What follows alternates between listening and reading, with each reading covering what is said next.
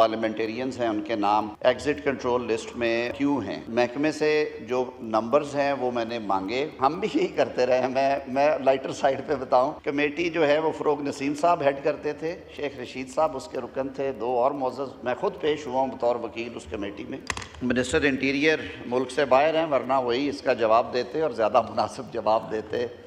میری شاید یہ ٹائم بھی نہیں ہے اور میرے جواب میں شاید کچھ چیزیں کچھ تھوڑی سی تشنگی رہ جائے تو اس کی میں معافی مانگنا چاہتا ہوں۔ جی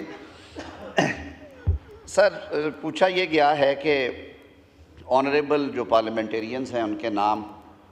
ایگزٹ کنٹرول لسٹ میں اور جو پروویژنل لسٹ ہے جسے PNIL کہتے ہیں جی، اس میں ہیں اور کیوں ہیں؟ محکمے سے جو نمبرز ہیں وہ میں نے مانگے۔ ایک وہ بڑی ایکسرسائز ہوتی ہے سر، اس لیے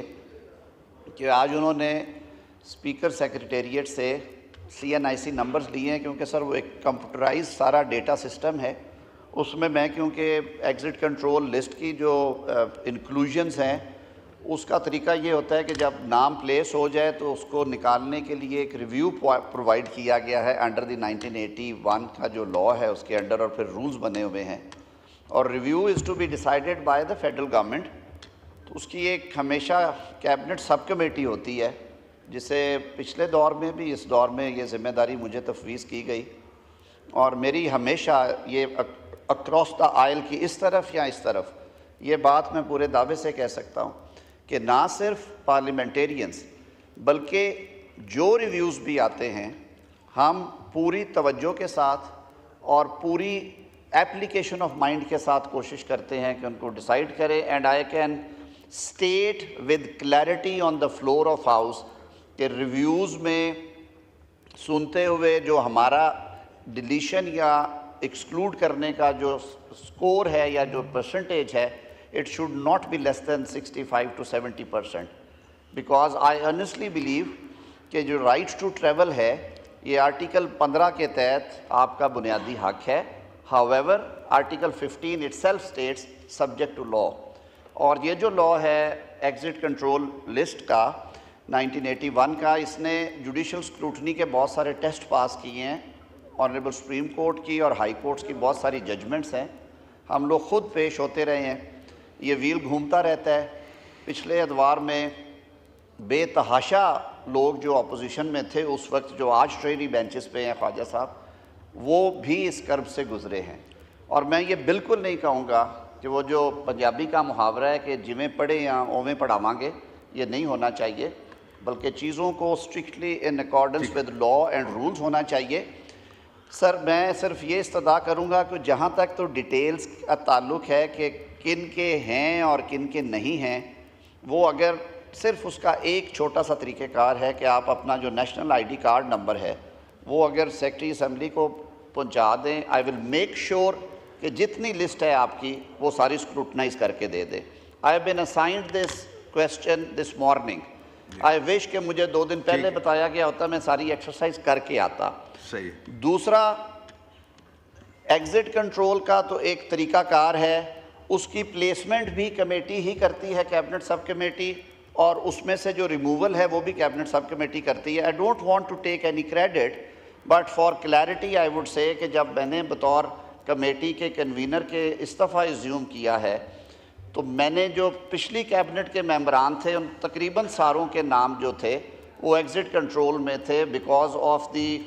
NAB references which were filed against the then Prime Minister، اور اس میں انہوں نے انویسٹیگیشن انکوائری سٹیج پہ ساری کیبنٹ سے بیانات اکٹھے کیے تھے کہ وہ جو 190 ملین پاؤنڈ والا کیس ہے وہ کیبنٹ نے کس طرح سے اس پیسے کو ڈائیورٹ کر دیا گورنمنٹ اکاؤنٹ کی بجائے جرمانہ اکاؤنٹ میں، کیونکہ ریفرنس صرف فائل ہوا تھا اس میں پرائم منسٹر اور چند اور لوگوں کے۔ میں نے خود اس کمیٹی میں بیٹھ کے، پہلی یا دوسری میٹنگ تھی، I took up the matter، اور وہ سارے نام ہم نے ریموو کر دیے تھے۔ وہ جتنے ان میں سے بہت سارے معزز ممبران دوبارہ الیکٹ ہو کے ایوان میں آ چکے ہیں، اور اس میں کوئی ایکسٹرا فیور یا گریس نہیں تھی، سمپل سا حساب ہے کہ آفٹر انکوائری جن لوگوں نے، جو لوگ ریفرنس کا حصہ نہیں بنے، ان کے نام نہیں ہونے چاہیے۔ اس کے علاوہ کچھ نام ہیں جو کہ فوجداری مقدمات میں جو لوگ پروکلیمڈ افینڈرز ہو گئے تھے اور انہوں نے ضمانتیں نہیں تھی کروائیں، تو ان کے نام ایگزٹ کنٹرول لسٹ میں as a matter of caution and practice ڈال دیے گئے، اور یہ ہمیشہ ہوتے ہیں، یہ صرف آپ کے لیے نہیں ہے۔ ایوریج 4 سے 5 ہزار بندے ایگزٹ کنٹرول لسٹ میں ہوتے ہیں، اور ان میں زیادہ تر جو ہیں وہ پروکلیمڈ افینڈرز ہوتے ہیں جو کہ نہیں مل رہے ہوتے محکموں کو، یا وہ لوگ جن کا فلائٹ رسک ہوتا ہے۔ جن لوگوں کو اس کی انفارمیشن ہے کہ ان کا نام ایگزٹ کنٹرول میں ہے، میں ان سے بالکل اوپن آپشن ہے آپ کے پاس، آپ اپنی ریپرزنٹیشن فائل کریں، وہ کمیٹی میں آ جائے گی۔ ہم بھی یہی کرتے رہے ہیں، میں لائٹر سائڈ پہ بتاؤں کہ اس زمانے میں کمیٹی جو ہے وہ فروغ نسیم صاحب ہیڈ کرتے تھے، شیخ رشید صاحب اس کے رکن تھے، 2 اور معزز، میں خود پیش ہوا ہوں بطور وکیل اس کمیٹی میں۔